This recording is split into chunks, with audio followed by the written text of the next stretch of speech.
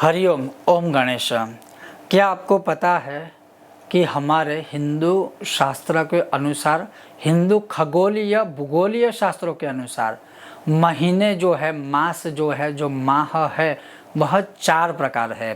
और कई बार बहुत सारे लोगों का जो प्रश्न होता है ना, कभी कभी पंचांग में इस जगह पर ये लिखा है, उस जगह पर वो लिखा है, वो इसका रीज़न ये होता है क्योंकि हमें इस विषय का ज्ञान ही नहीं है, हमने कभी इसमें रुचि रखी ही नहीं है और इसीलिए ये संदेह उत्पन्न होता है।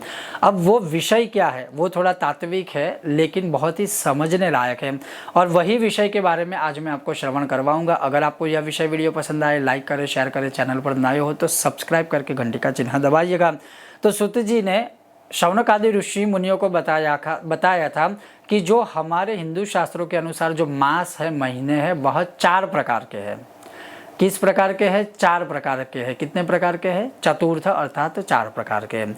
सबसे पहला जो माह है वह चांद्र मास है, चंद्र से आधारित या चंद्र के अनुसार चलता है। दूसरा है सावन मास। तीसरा है नक्षत्र अर्थात नक्षत्र के अनुसार चलता है वह मास। और जिसका द्वितीय स्थान है सौर मास, जो सूर्य भगवान के अनुसार चलता है। अब इसको कैसे समझना है? तो जो शुक्ल प्रतिपदा से लेकर अमावस्या तक जो माह होता है उसे चंद्रमास या चांद्रमास कहते हैं। सूर्य की एक संक्रांति से लेकर दूसरी संक्रांति, जो हर 14 या 15 तारीख को सूर्य दूसरी राशि में प्रवेश करता है, वह जो होता है उसे सूर्यमास या सौर मास कहते हैं। पूरे 30 दिनों का जो संपूर्ण महीना होता है, जिस महीने में तिथि क्षय और वृद्धि नहीं होती है, उसे सावन माह कहते हैं। अब उस सावन माह को जो हमारे जो श्रावण माह होता है इससे कंपेयर नहीं करना है या उसको इसके साथ सम्मिलित नहीं करना है। यह जो मास का प्रकार है यह वह सावन मास है। उसके बाद कहा है अश्विनी नक्षत्र से लेकर रेवती नक्षत्र तक जो 27 नक्षत्र है उसके अनुसार जो होता है उसे नक्षत्र या नक्षत्र मास कहा जाता है। अब उसमें भी दिन है कि एक तिथि में चंद्रमा जितना भोग करता है उसे चंद्र का दिवस कहा जाता है। कैसे? तो कई बार आपने देखा होगा कि एक ही दिवस में 2 तिथि आती है, सुबह से लेकर दोपहर तक, दोपहर से लेकर शाम या रात तक, तो वह पूरा चंद्र दिवस नहीं कहा जाएगा। लेकिन एक सूर्य उदय से जो तिथि है वह दूसरे दिन के सूर्य उदय तक चलती है तो उसे चंद्र दिवस कहा जाता है। उसी प्रकार से राशि का जो तीसरा भाग होता है, जो भी राशि है उस राशि का जो तीसरा भाग होता है उसे सौर दिन अर्थात सूर्य दिवस कहा जाता है। और उसी दिन रात्रि को मिलाकर इसे एक शब्द का प्रयोग करते हैं। बहुत सारी जगहों पर आपने एक शब्द का प्रयोग सुना होगा, वो है अहोरात्र, जो कहते हैं ना अहोरात्र। तो एक दिन और एक रात्रि जब मिश्रित हो तब उसे अहोरात्र कहते हैं।